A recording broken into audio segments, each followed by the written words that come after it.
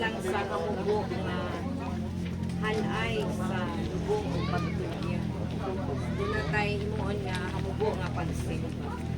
At kita sa atong order of worship. Ang Diyos nga atong amahan, pinaagi ni Ginoong Hesus, maghahatag unta kaninyo grasya o kalinaw. Pasalamatan nato ang Ginoo sa kinabuhi, ang maluyong amahan ng Diyos nga mao'y tinigdan sa tanang kalipay. Lipayon kita sa Ginoo sa tanang kagulanan, aron kita usab mulipay niya atong nagmasulubon, pinaagi sa kalipay nga atong nadawat sa Dios. Pamatian ninyo kining mga saad sa Dios. Ang Ginoo labing duol kanila nga nagtawag kaniya sa kinasingkasing gayon. Ang pangandoy ni adtong nagsalig sa Ginoo matuman. Ang ilang mga pagbako na dungog niya og luwason niya sila.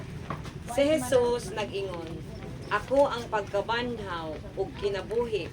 Sila nga nagatuo kanako bisan mamatay mabuhi. Ayaw kamo kahadlok kay ako ang inyong Dios. Ako ang mag-aaga kanila sa akong mga kamot.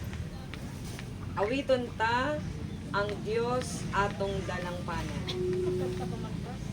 Ang Diyos atong dalangpanan, kinabuhi ang tanan. Kaniya kita musalig sa tanang mga tuig. Mopan siya sa kanunay, kay kanato magbantay. Bisan unsang kaugmaon, di magmahalukon. Kinabuhi tagimog na sa kahimayan niya. Huwag nga kahibulungan, o dili ta masaktan. Kay ang Diyos puno sa grasya, kanato gibugo na. Bisan dili unta angay, gibuguan kanunay.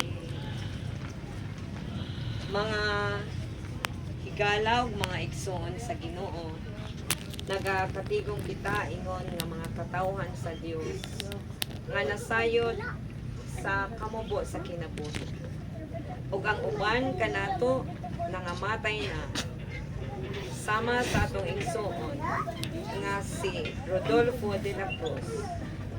Nagaduol kita sa Ginoo, dala ang atong kasubo, kamingaw o kahawang sa atong gibati.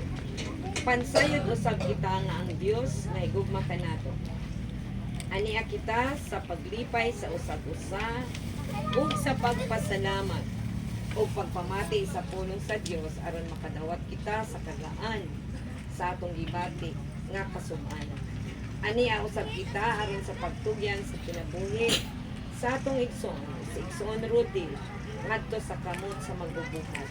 Kay sa pagkatinud, bisan buhi o patay kita, iya kita ni Kristo nga atong Dios.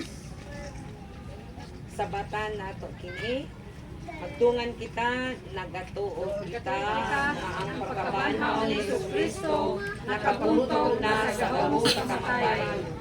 O paghahatag sa sisuluhan sa kinabuhi, bisan naman sa kamatayon.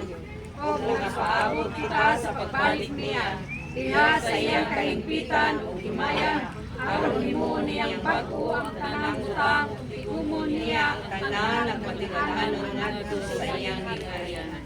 Amen.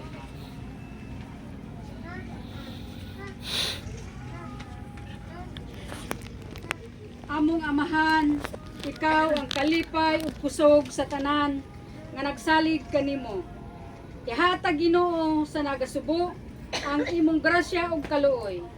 Ihatag kanila ang kahupayan sa ilang kasubo. Makapamalandong unta usab kami sa kamubo ug walay kasiguruhan sa kinabuhi. Tabahi kami sa pagsalig diha lamang kanimo ug sa paghatag sa among kinabuhi diha sa imong pagbuot. Katawan. Among Ginoo manluluwas, hatag sa kinabuhi, maglaglag sa kamatayon, uban sa pagtuo sa imong kaluoy ug gahom. Among itugyan kini among igsoon, ngadto sa imong walay katapusang kapagulayan, sa iyang kalag uban kanimo. Sa imong mga kamot amahan, amo karon itugyan si igsoon Rudy, dawata siya Ginoo, ngadto sa imong kapahulayang dayon, uban sa tanang balaan sa langit, sa imong pulong nagpamatuod, nga gibuhat mo ang tao gikan sa yuta, busa sa yuta usab kini mo pauli. Sa ngalan sa Amahan, Anak ug Espiritu Santo. Amen. Gitugot nato ang last viewing o human ini isunod na ang pagtunod ngadto sa lugnan. Awit ka samtang gihimo ang last viewing.